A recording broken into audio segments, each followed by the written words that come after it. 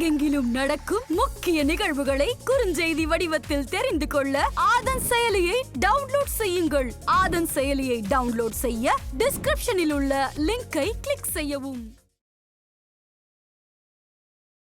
ஆதன் ஆன்மீகம் நேயர்களுக்கு ஷாம்லாவின் அன்பு கலந்த வணக்கங்கள். முக்கிய தகவல்களை குறுஞ்செய்தி வாயிலாக தெரிந்து கொள்ள ஆதன் செயலியை டவுன்லோட் பண்ணுங்க. அதற்கான லிங்க் இந்த வீடியோக்கு கீழே டிஸ்கிரிப்ஷன்ல இருக்கு. நம்ம ஆதன் ஆன்மீகத்துல ஆன்மீகம் சம்பந்தப்பட்ட பல கேள்விகளுக்குமே தினந்தோறும் ஒவ்வொரு வகைகள்ல பதில்களை பார்த்துக்கிட்டு இருக்கோம். அந்த வகையில இன்னைக்கு இந்த வீடியோல தனுசு ராசி அன்பர்களுக்கு இந்த சனிப்பெயர்ச்சி எப்படி இருக்க போகுது அப்படிங்கிறத 5 ஜோதிடர்களுமே அவங்களோட கணிப்புல இன்னைக்கு நம்மோடு பகிர்ந்து கொள்ள போறாங்க. தனுசு ராசி அன்பர்களுக்கு இந்த சனிப்பெயர்ச்சி எப்படிப்பட்ட ஒரு சனிப்பெயர்ச்சி அமைய போகுது? என்ன எல்லாம் யூடியூப்ல பார்த்துட்டிங்களா? 4ஆம் இடத்துல சனி வராருன்னு பயம் காமிச்சிட்டான்ல. அதனால தானே இந்த அந்த அம்மா கேட்கும்போது தனுசு ராசி நேயர்களுக்கு எப்படி சார் இருக்கிற அப்படியே மிரட்டி கேட்குறாங்க பாருங்க. இல்லை, எல்லாரும் மிரண்டு தான் சார் கமெண்ட்ஸ் எல்லாம் வருது பார்த்தீங்களா? தனுசு ராசின்னு ஒன்று அப்படியே எல்லாம் பயந்துடுறாங்க. ஆமாம், பயப்பட வேண்டாம். எப்போவுமே சார் ஒரு கதவு மூடிச்சு அப்படின்னா இன்னொரு கதவு நமக்கு திறந்து தான் இருக்கும். 4ஆம் இடத்துல உங்களுக்கு சனீஸ்வரர் இருக்கிறது தவறு தான். ஆனால் அவர் எங்கே இருக்காருன்னு பார்க்கணும். லக்னாதிபதியோட வீட்டில் இருக்கார், ராசியாதிபதி வீட்டில் இருக்கார், அவரே சுகஸ்தானாதிபதியாக வருவார். அதனால் உங்களை பொறுத்த வரைக்கும் குருவோட வீட்டில் இருக்கும்போது அவ்வளோ ஒரு பெரிய பிரச்சனையை கொடுக்க மாட்டார். அது மட்டும் இல்லை, குரு உங்களுக்கு 7ஆம் பார்வையாக பார்க்க போகிறார். இது சனிப்பெயர்ச்சிங்கிறதுனால சனிப்பெயர்ச்சி பலன் மட்டுமே சொல்கிறது பிரயோஜனம் இல்லை.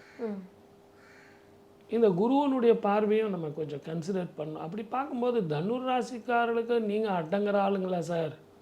உங்களை கட்டி போட முடியுமா? உங்களை கயிறு போட்டு கட்டுறதை விட அன்பால் கட்டினீங்கன்னா நீங்கள் எழுந்திருக்கவே முடியாது. நீங்கள் அப்படிப்பட்ட ஆட்கள், பாசத்துக்கு கட்டுப்பட்ட ஆட்கள். என்னால் இந்த பஞ்சாயத்து பண்ணுறேன், நான் உங்களுக்கு நியாயம் சொல்கிறேன், ஆஃபீஸில் நீங்கள் பண்ணது தப்பு, இதெல்லாம் உங்களுக்கு வேணாம். உங்கள் வேலை என்னவோ அது ஒன்று பாருங்கள், அற்புதமாக இருக்கும். புதிய வாழ்க்கை, புதிய பயணம். தாயோட ஆரோக்கியத்தில் கவனம் வேணும். மருத்துவ செலவுகள் இருக்கும். மொத்தத்தில் இந்த வருஷம் உங்களுக்கு நல்லா இருக்கும். பூர்வீக சொத்துக்கள் சேரும். அதே மாதிரி நீண்ட நாள் கோரிக்கைகள் வெற்றி பெறும். நீதிமன்றத்தில் நீங்கள் இருக்கிறது அது அத்தனையுமே உங்களுக்கு வெற்றியாக கிடைக்கும். வாழ்க வளமுடன். All the best. தனுசு ராசிக்காரங்களுக்கு இதுவரையிலும் பார்த்தீங்கன்னா கடந்த 2.5 வருஷத்தில் எதிர்பாராத சில முன்னேற்றங்கள் எல்லாம் இருந்தது. இப்போ உதாரணத்துக்கு நான் ஒரு 1 கோடியில் வீடு வாங்குவேன்னு கற்பனை கூட பண்ணி பார்க்கல, ஆனால் வாங்கிட்டேன். பெருமையா இருக்கு, சந்தோஷமா இருக்கு. யாருமே நம்ப மாட்டேன்றாங்க, உனக்கு எப்படி இப்படி பெரிய வீடு அப்படிங்கிற மாதிரியான சம்பவங்கள் எல்லாம் தனுசுல பிறந்தவங்களுக்கு அநேகம் பேருக்கு நடந்திருக்கும். இப்போ இந்த வருஷம் என்ன பண்ணணும், சனி பயிற்சிக்கு அப்புறம் என்ன பண்ணணும்? 2.5 வருஷம் வேற அவர் இருக்க போறாரு அப்படின்னு கேட்டா இருக்கிறத வச்சுக்கிட்டு நிம்மதியை மெயின்டைன் பண்ணணும். ஏனென்றால் 4ஆம் இடத்துக்கு போகிறார். 4ஆம் இடம் என்பது இருக்கின்ற இடம் பாழா போகாது, உங்க கௌரவம் பாழா போகல, வீட்டுக்கு லோனை கட்டிடுவீங்க. உங்களுடைய உடல் சுகம் கெட்டு போகல, வீட்டுக்குள்ள நல்லா சாப்பிட்டு தூங்க போறீங்க. உங்களை யாரும் தப்பா சொல்ல மாட்டாங்க, நீங்க நல்லவரா இருக்க போறீங்க, உங்க தொழிலை கரெக்டா செய்ய போறீங்க. ஆனால் அவர் 10ஆம் இடத்தை பார்த்து கொண்டிருக்கிறார். எமோஷனலா வேலையை மாத்திட்டு போறேன், இடத்த மாத்த போறேன், அங்க போறேன் இங்க போறேன்ட்டு போனா இருக்கிறதை விட்டுட்டு பறக்கிறத பிடிச்சி அதுவும் இல்லைங்கிற நிலைமைக்கு போயிடக்கூடாது. நான் பயமுறுத்துறதா நினைக்க வேண்டாம். உத்தியோகஸ்தானங்கள்ல 1க்கு 2 வாட்டி இல்ல 10 முறை யோசனை பண்ணி முடிவுகள் எடுக்கணும். ஏன்னா 10ஆம் இடத்தை சனி பார்ப்பது என்பது பதவிகள்ல கை வச்சிருவார். சரி, இப்போ ஒரு கேள்வி வரும், கவர்மெண்ட் உத்தியோகத்துக்கு போயிட்டா ரிட்டையர்ட் ஆகிற வரைக்கும் யாரும் வீட்டுக்கு அனுப்ப முடியாது சார், அங்க என்ன நடக்க போகுது? அங்கேயும் சில பிரச்சனைகள், நிறைய பிரச்சனைகள் வந்துடும். கையெழுத்து போட்டு மாற்றுறது, கடையில் ரிட்டையர்ட் ஆகிற போது பெனிஃபிட் கிடைக்காம போயிடும். இப்ப இந்த பேங்க்ல எல்லாம் வேலை செய்யறாங்க, யாருக்கோ லோன் கொடுத்துருப்பாங்க, திருப்பி வராது. ரிட்டையர்ட் ஆகிற போது இவர் பணத்துல புடிச்சிட்டு அனுப்பிடுவாங்க. இப்படிப்பட்ட தன்மைகள் ஏற்படாமல் இந்த 2.5 வருஷத்துல நீங்க கொஞ்சம் கவனமா இருக்கணும். நீங்க இப்பதான் கவர்மெண்ட்ல வேலை பார்த்து 5 வருஷம் ஆகுது, ரிட்டையர்ட் ஆகிறதுக்கு 25 வருஷம் இருக்கு, வேண்டாங்க, இப்பவுமே கவனமா இருங்க. இப்ப நீங்க போடுகிற கையெழுத்து 25 வருஷம் கழிச்சு பனிஷ்மெண்ட் வாங்கி கொடுத்துரும், கவனமா இருக்கணும். அதே போல இந்த மிலிட்டரியில இருக்கிறவங்க, டாக்டரா இருக்கிறவங்க, போலீஸ்ல காவல்துறையில் இருக்கிறவங்க நிறைய ஒர்க் லோடு ஆரம்பிக்கும். எதிர்பாராத விதமாக ஓட வேண்டியது இருக்கும், தன்னை இழந்து உழைக்க வேண்டியது இருக்கும். இப்படிப்பட்ட அனைத்திலும் இன்வால்மெண்ட் ஆகிதான் தீரணும். நல்ல விஷயம் என்ன அப்படின்னு கேட்டீங்கன்னா, இளம் பிள்ளைகளாக இருக்காங்கல்ல, சூப்பரா இருப்பாங்க. எப்படி சந்தோஷமா இருக்கலாம், மரியாதையா இருக்கலாம், நல்லா சாப்பிடலாம், தூங்கலாம். இது பெரியவங்களுக்கும் உண்டு. ஆனால் அவர்கள் உழைக்கின்ற இடங்களில் கவனமாக இருக்கணும்னு சொன்னேன். ஆனா இளம் பிள்ளைகளுக்கு என்ன உழைப்பு வேண்டி கிடக்கு? நேரம் ஸ்கூலுக்கு போயிட்டு வீட்டுக்கு வருவாங்க, ஜாலியா கிரவுண்ட் விளையாடிட்டு வீட்டுக்கு வருவாங்க, ஹாப்பியா இருப்பாங்க. அதுலயும் குறிப்பாக இந்த 12-13 வயசு சம்பந்தப்பட்ட ஆண் பிள்ளைகள் இருக்காங்க பாருங்க, விளையாட்டு துறைகள்ல சாதிக்க துணிவாருங்க. ஒருவேளை உங்க பையன் வந்து என்னை கிரிக்கெட்ல சேர்த்து விடுன்னு சொன்னா சேர்த்து விடுங்க, கண்டிப்பாக நல்லா வருவான். அதே மாதிரி இந்த இளம் பிள்ளைகளின் கல்வியில நல்ல முன்னேற்றங்கள் இருக்கும். ஏன்னா போட்டி வரும், அந்த இடத்துல ஜெயிக்கணும்னு தோணும், நம்மளை யாரும் விட்டுற அப்படி போட்டியில கலந்துக்கிட்டு ஜெயிப்பாங்க. இப்படிப்பட்ட அந்த இளம் பிள்ளைகளுக்கு தனுசுல பிறந்தவங்களுக்கு சூப்பரா இருக்கும். ரொம்ப வயதானவங்க இருக்காங்கல்ல, வீட்டுல ஒரு ரிட்டையர்ட் ஆகி 10 வருஷம் ஆச்சு, 60 வயசு 70 வயசு, ஒரு பக்கம் வலிக்கும், அதாவது கால் வலிக்குது, ஒரு பக்கம் நொண்டி நடக்கிறது, ஒரு பக்கம் வேதனையா இருக்கிறது, இதை வந்து சிலேத்தும வியாதின்னு சொல்லுவோம். அப்ப இந்த மாதிரியான வாத வியாதி, சிலேத்தும வியாதி எல்லாம் அதுல வரும். நல்லா மூச்சு பயிற்சி எடுத்துக்கிட்டு அந்த வியாதிகளுக்கு கொஞ்சம் விடை கொடுக்கலாம். அதே மாதிரி புளிப்பா சாப்பிடுறத கொஞ்சம் குறைச்சிக்கணும். நிறைய இந்த புளிப்பு விரும்பி சாப்பிடுவாங்க. இதெல்லாம் கொஞ்சம் கட்டுப்படுத்திக்கிட்டீங்கன்னா உங்களுக்கு இந்த வியாதிகளின் கொடுமை என்பது தளர்த்தப்படும். பரிகாரம்னு எடுத்துக்கிட்டீங்கன்னா இவங்களும் செய்ய வேண்டியது என்னன்னா, மலைஸ்தலங்களில் இருக்கக்கூடிய முருகப்பெருமானை போய் பார்க்கறது ரொம்ப சிறப்பாக இருக்கும். இப்ப சென்னைன்னு இருந்தா திருத்தணி இருக்கு, நாகர்கோயில இருந்தா தோமாலைன்னு ஏதோ ஒரு ஊர் இருக்கு, இந்த மாதிரி தோவாளை, இப்படிப்பட்ட மலை கோயில்களுக்கு குன்றின் மேல் குமரனை போய் பார்த்துட்டு வருவது இந்த வியாதிகளுக்கு ஒரு சின்ன தடையை கொடுக்கும். இந்த சம்பந்தம் இல்லாம கையெழுத்து போட்டு மாற்றுறதுல இருந்து ஒரு விடுதலை பெறுவதற்கு வாய்ப்புகள் கிடைக்கும். வீடியோலாம் பார்த்துட்டு நிறைய தனுசு ராசிக்காரங்க என்கிட்ட பேசிட்டு இருக்காங்க. நிறைய பேர் நண்பர்கள் இருக்காங்க, என்கிட்ட ஜாதகம் பார்க்குறவங்க இருக்காங்க, பயந்துட்டு இருக்காங்க. சார் இப்போதான் 7 சனி வந்துட்டு போச்சு, இப்போ 3ஆம் இடத்து சனி வந்தார், கொஞ்சம் நல்லா இருக்கிறோம், அதுக்குள்ளே போய் 4ஆம் இடத்து சனின்னு சொல்கிறீங்க, அஷ்டாஷ்டம சனி வருது சொல்கிறீங்க, என்னதான் சார் எங்கள் நிலமனு புலம்பிட்டு இருக்காங்க. புரியுதுங்களா? பொதுவாக ஒரு விஷயம் எல்லாருக்குமே தெளிவாக சொல்லிடுறேன்.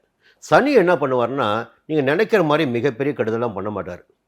நீ என்ன வேலைகள் செய்தாய் அதுக்கு ஒரு கூலி அவர் கொடுப்பார். அப்போ புரிஞ்சுக்கணும், என்ன நீ கர்ம வினையை வாங்கிட்டு இருக்கியோ அதுக்கு ஒரு கூலி தான் கொடுப்பார். அப்போ ஒவ்வொரு மனிதரும் நேர்மையாக இருந்து விட்டால் அவரை பொறுத்தவரை உங்களுக்கு சாதகம்தான். சரி, அங்கே போயிடுவோம். இப்போ 4ஆம் இடத்துக்கு போகிறாரு, அர்த்தாஷ்டம சனியாக சஞ்சரிக்க போகிறார். 4ஆம் இடம் என்ன சொல்லுவோம்? சுகஸ்தானம், மாதுஸ்தானம். அப்போது சுகத்தை அடையக்கூடிய இடம் அதுதான், தாயுடைய நலனை தெரிந்து கொள்ளக்கூடிய இடம் அதுதான். ஒன்று, முதலில் தாயாருடைய உடல்நிலையில் சில சங்கடங்களை ஏற்படுத்துவதற்கு வாய்ப்புகள் உண்டு. இல்லை தாயாருக்கும் உங்களுக்கும், தாய் வழி உறவுகளுக்கும் உங்களுக்கும் ஒரு நெருக்கடியினை ஏற்படுத்துவதற்கும் வாய்ப்புகள் உண்டு. 2 விஷயத்தை சொல்லலாம். ஒன்று, சந்தோஷத்தை அடைய முடியாத நிலை. இன்னொன்று, அதிகபட்சமாக சந்தோஷத்தை தேடி சந்தோஷத்தை அடைந்து சங்கடப்படுகிற நிலை. இந்த 2 நிலையும் ஏற்படும்.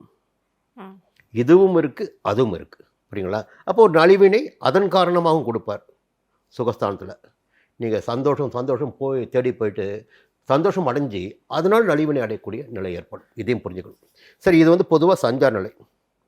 அடுத்து பார்த்திங்கன்னா, இந்த மாணவர்கள் பார்த்திங்கன்னா கொஞ்சம் கவனம் படிக்கணும். ரொம்ப 4ஆம் இடத்துக்கு போகிறாரு, ரொம்ப கவனம் படிக்கணும் பொது தேர்வுக்கு. அடுத்து அவருடைய பார்வை, 3ஆம் பார்வை பார்த்திங்கன்னா இவங்க ராசிக்கு 6ஆம் இடம். 4ஆம் இடத்துக்கு போயிட்டார், ஓகே, முதல்ல விஷயம் சொன்னது தான். 4ஆம் இடத்துக்கு போயிட்டார், ஓகே, ஆனால் 6ஆம் இடத்தை பார்க்குறாரு. அப்போது இவங்களுக்கு ஒரு தெம்பு, தைரியம், தன்னம்பிக்கை, எதிர்பார்த்த சந்தோஷத்தை. நான் சந்தோஷம் போது நிறைய விதிமுறை இருக்குங்க. ஒருத்தர் சாமியார் வந்து அவருடைய புகழுக்காக சந்தோஷப்படுவார், ஒரு அரசியல்வாதி வந்து பதவிக்காக சந்தோஷப்படுவார், இன்னொருத்தர் பணத்துக்காக சந்தோஷப்படுவாங்க, இன்னொருத்தர் சில பேர் பார்த்திங்கன்னா வேறு விஷயம் சந்தோஷப்படுவாங்க, இன்னொருத்தர் நிலத்துக்காக சந்தோஷப்படுவாங்க. இவர்கள் எந்த சந்தோஷத்தை எதிர்பார்த்து இருக்கின்றார்களோ அந்த சந்தோஷத்தை இவர்கள் இந்த காலகட்டத்தில் அடைய முடியும். அது மட்டுமல்ல, இவங்க ஒரு வேலையில் இருக்கலாம், பின்னாடி மறைமுகமாக யாராவது சதி பண்ணியிருக்கலாம், இல்லை பெட்டிஷன் போட்டுக்கலாம், அதெல்லாம் இனிமேல் வேலைக்காகாது. ஒரு தொழில் பண்ணிட்டு வரலாம், வியாபாரம் பண்ணிட்டு வரலாம், போட்டிகள் இருக்கும், அந்த போட்டிகளுக்கு இனிமேல் இடம் கிடையாது. இவர்கள் என்ன நினைக்கிறாங்களோ அதுதான். இப்போ அதில் சாதிச்சிடுவாங்க இவங்க. தனுசு ராசிக்காரங்க சாதித்திடக்கூடிய காலகட்டம் இந்த அர்த்தாஷ்டம சனி காலகட்டம். இன்னொரு பக்கம் பார்த்திங்கன்னா அவருடைய தொழிலில் கவனமாக இருக்கணும். 10ஆம் இடத்தை சனி பார்க்குறார், 7ஆம் பார்வையாக. அப்போ எந்த தொழில் செய்தாலும் சரி, இல்லை அலுவலக பணியில் இருந்தாலும் சரி, அரசு பணி இருந்தாலும் சரி, கொஞ்சம் நேர்மையாக இருப்பது, அந்த நேரத்துக்கு வேலைக்கு போகிறது, வேலை செய்கிறது, இதெல்லாம் ரொம்ப கவனமாக இருக்கணும். இன்னொன்று, அவருடைய 10ஆம் பார்வை ஜென்ம ராசிக்கு. ஒரு பக்கம் பார்த்தா நோய் நொடி கிடையாது, எதிர்ப்பு கிடையாது, வழக்கு கிடையாது, எல்லாமே யோகம். ஆனால் அவருடைய பார்வை ஒரு ராசிக்கு. உடலில் ஏதாவது சங்கடத்தை கொடுத்துட்டே இருப்பார். ஒன்று சந்தோஷத்தில் முதல்ல கை வச்சிருக்காரு. உங்களுடைய செயல்பாடுகளுக்கு ஏற்ப நலிவு உடலில் ஏற்படும். அப்போ செயல்பாடுகளில் சரியாக இருந்து விட்டால் இந்த நலிவு உங்களுக்கு அதிகபட்சமாக இருக்காது. புரியுங்களா? சொல்லுங்கள். ஸோ இவங்களுடைய பொருளாதார நிலை கொஞ்சம் ஏற்றமாக இருக்குமா? ஏன்னா அர்த்தாஷ்டம சனி அப்படிங்கிறது பார்த்தீங்க அப்படின்னா அஷ்டம சனியில் நடக்கக்கூடிய பாதி விஷயங்கள் நடக்கும் அப்படின்னு கேள்விப்பட்டிருக்கேன். ஸோ அஷ்டம சனி அப்படின்னாலுமே இந்த பொருளாதாரத்தில் தான் முதல் அடியே கொடுப்பாங்க அப்படின்னு சொல்லுவாங்க. இல்லைங்க, என்னென்னா இங்கே என்ன சொல்லணும்னா இவர்களுக்கு வந்து லாபஸ்தானத்தை கை வைக்கல சனி பகவான். தொழிலை ஒழுங்காக செய்ய நான் ஒன்று நல்லபடியாக வச்சுருக்கிறேன். ஏன்னா 6ஆம் இடத்தை சனி பார்த்துறாரு. புரியுங்களா? 4ஆம் இடத்துல அமர்ந்து இருக்கிறார். நீங்கள் வருமானத்திற்கு குறைவு நிச்சயமாக இருக்காது. இந்த வருமானம் ஒருவருக்கு அதிகமாக இருக்கும்போது தான் அந்த மனிதனுடைய பாதை மாறனால புரிஞ்சுங்க. பேசிக் இதுதான். கையில் பணம் இல்லாத சன்னியாசிங்க. புரியுங்களா? பணம் இல்லாதவரை ஒழுக்கமாக இருப்பான். பணம் வந்துட்டால் தான் அத்தனை தப்பும் பண்ணுவான். புரியுங்களா? இவர்களை பொறுத்தவரை இந்த ஆண்டு பண வரவு உண்டு. புரியுங்களா? உடலில் ஒரு தெம்பு இருக்கும், தைரியம் இருக்கும். அப்படி ஓடி ஓடி ஓடி என்னன்னா இவங்களை கெடுத்துக்குவாங்க. இதுதான் அர்த்தாஷ்டம சனி. புரியுதுங்களா? இவள் செய்கின்ற வினைகள் இல்லை தவறுகள், அது சில பேர் மது கடிமாவலாம், சில பேர் மாது கடிமாவலாம், தப்பாக எடுத்துக்காதீங்க. புரியுங்களா? இதையெல்லாம் செய்ய வைத்து உடல் நலிவு இவங்களுக்கு ஏற்பட வாய்ப்பு பேசிக்காக. பணத்துக்கு குறை கிடையாது. ஓகே, பணம் இருக்கும், ஆனால் கொஞ்சம் ஒழுக்கத்தில் கட்டுப்பாடு இருந்தால் நல்லபடியாக இருக்கலாம். ஒழுக்கம் தவறினால் இவர்களுக்கு சங்கடங்கள் தோன்றுவதற்கு வாய்ப்பு உண்டு. இந்த சனி பயிற்சி தனுசு ராசிக்கு 4ஆம் இடத்துல வருது. பொதுவாக வந்து 2க்கும் 3க்கும் 4ல் இருந்து 6ஆம் இடத்தையும் பார்க்குறாரு, 10ஆம் இடத்தையும் பார்க்குறாரு, அந்த தனுசு ராசியவே பார்க்குறாரு. இந்த மாதிரி இருக்கிறப்போ உங்களுக்கு கொஞ்சம் அடுத்த ராகுவும் இந்த சந்திரனை பார்ப்பார். ஸோ கொஞ்சம் தனுசுக்கு தான் இந்த இடத்துல என்ன ஆகுதுன்னா கொஞ்சம் சின்ன சின்ன உடல் ரீதியான மன ரீதியான அழுத்தங்கள் வரும்.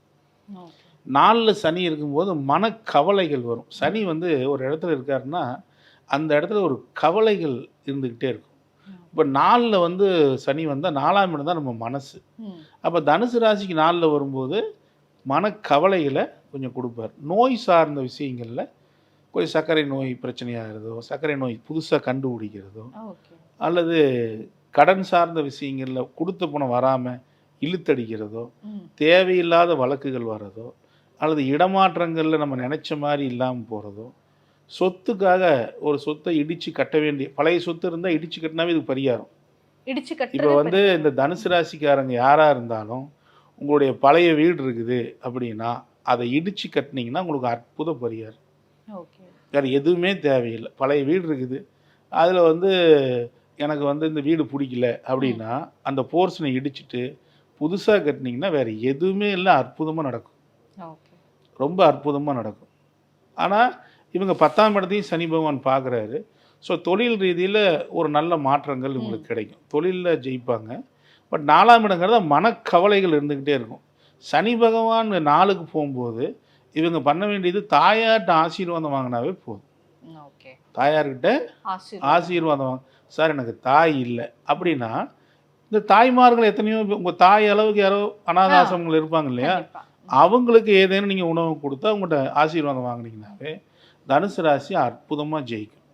தாயார் இல்லைன்னா பெண்களாக இருந்தாலும் அல்லது ஆண்களாக இருந்தாலும் அவங்க மாமியார் ஆசீர்வாதம் வாங்குவாங்க. ஏன்னா 10ஆம் இடத்தை பார்க்கறதுனால அவங்க மாமியார் ஆசீர்வாதம் பண்ணாலும் கட்டாயம் தனுசு ஜெயிக்கக்கூடிய ஒரு அமைப்பு 100% உண்டு. இப்போதான் அவங்களுக்கு 7.5 முடிஞ்சு மாதிரி இருக்கும். ஆமாம், இப்போதான் 7.5 முடிஞ்சு தனுசு ராசிக்காங்க அப்படின்னு சொல்லியிருப்போம். ஆனால் அந்த 7.5 விட 4ஆம் இடத்துல இருக்க சனி வந்து கொஞ்சம் சிக்கல் ஏற்படுத்தும். கொஞ்சம் எது பண்ணாலும் ஏப்ரல் மேக்குள்ளே பண்ணிடணும். என்ன பண்ணுறனாலும், ஏதாவது தொழில் ஆரம்பிக்கிறனாலும் எது பண்ணுறனாலும் கடகடன்னு ஸ்டார்ட் பண்ணி விட்டுறணும். அடுத்த வருஷமெல்லாம் கொஞ்சம் டைட்டாக தான் போகும், சிக்கல் ஏற்படும். ரொம்ப அகலக்கால் வைக்கக்கூடாது.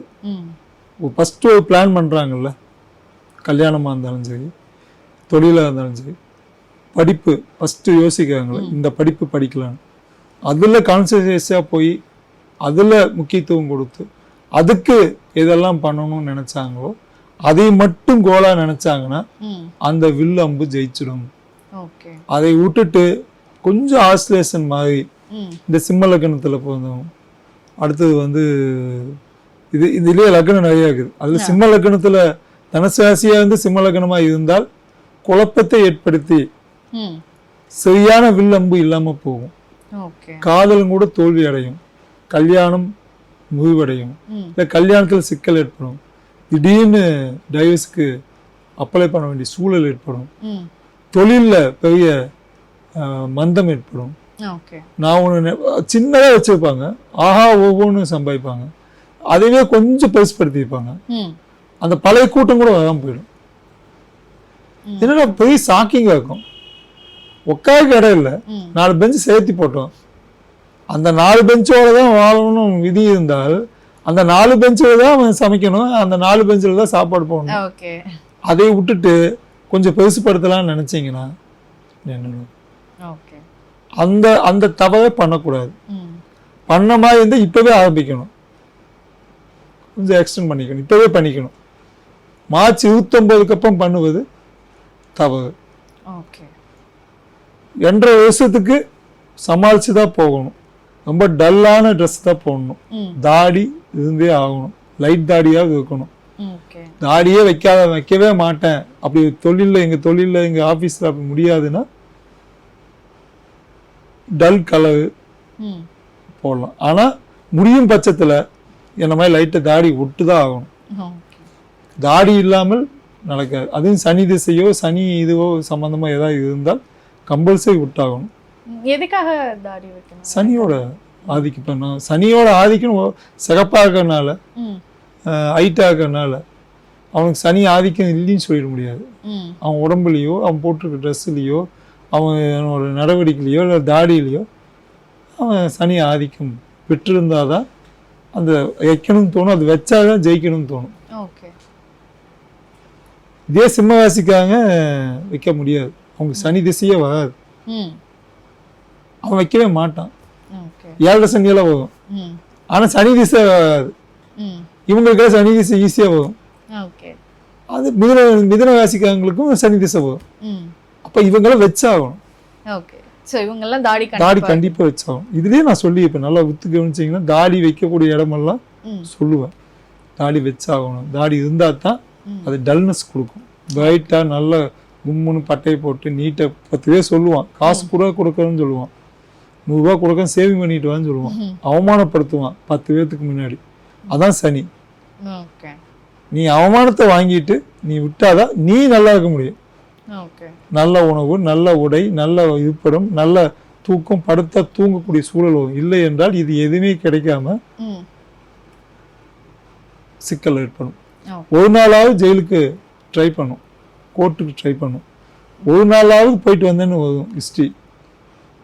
4ஆம் இடம் ஒரு நாளாவது அது சொல்லியிருக்காங்க, ஒரு நாளாவது போயிட்டு வந்துருக்கணும். அந்த காலத்துல சொல்லியிருக்காங்க. இப்போ ஜெயிலெல்லாம் 5 நாள் ரிமாண்டுன்னு ஆக்கிட்டாங்க. அந்த காலத்துல ஒரு நாள் தான் சார், ஒரு நாளாவது வைப்பாங்க. சாதாரண பிரச்சனைக்கு கூட ஒரு நாளாவது வீட்டு உள்ள உட்கார வச்சுட்டு அனுப்புவாங்க. அப்படி எழுதுனது நான் சொன்னேன். காலம் ஆகி போச்சு, இன்னைக்கெல்லாம் எங்கேயே 15 நாள் ஆக்கிட்டாங்க, 15 நாள் ரிமாண்ட் அப்படின்னு போட்டாங்க. அந்த காலத்துல அந்த ரிமாண்டெல்லாம் கிடையாது.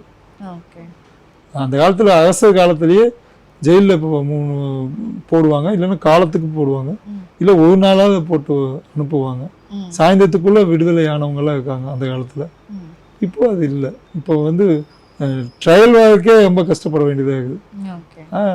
அதனால 4ஆம் இடத்துல இருக்க சனி அப்படி கஷ்டத்தை கொடுக்கும். கொஞ்சம் ஜாக்கிரதையாக வைக்க வேண்டிய காலகட்டம்.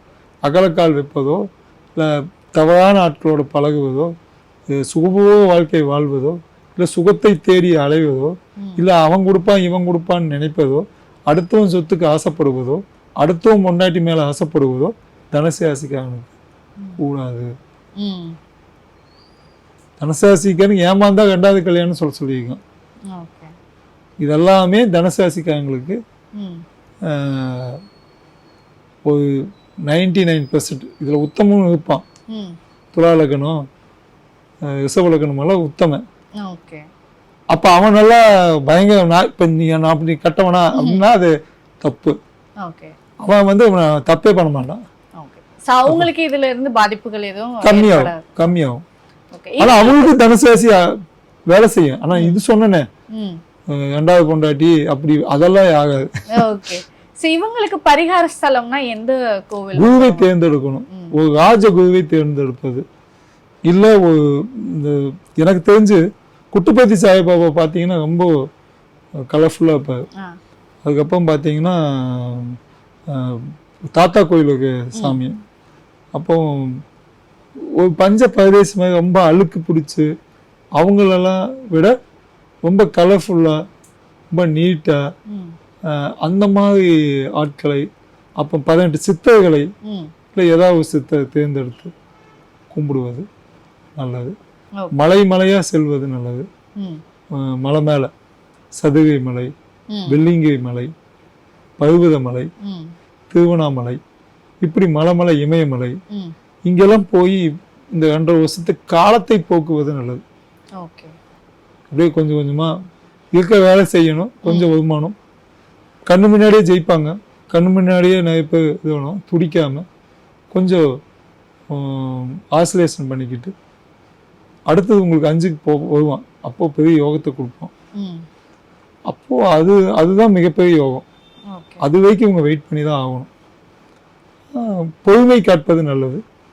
கோபம் கை நீட்டுவது தவறு. அவசரப்பட்டு வெளியில் வருவது தவறு. அவசரப்பட்டு உதாசனப்படுத்துவது தவறு. இந்த மகா சிவராத்திரி எல்லா சிவராத்திரிக்கும் நடப்பது நல்லது. எல்லா சிவராத்திரியும் ஏதாவது ஒரு கோயிலில் நடக்கணும். மகா சிவராத்திரிக்கு மட்டும் கும்பிடக்கூடாது.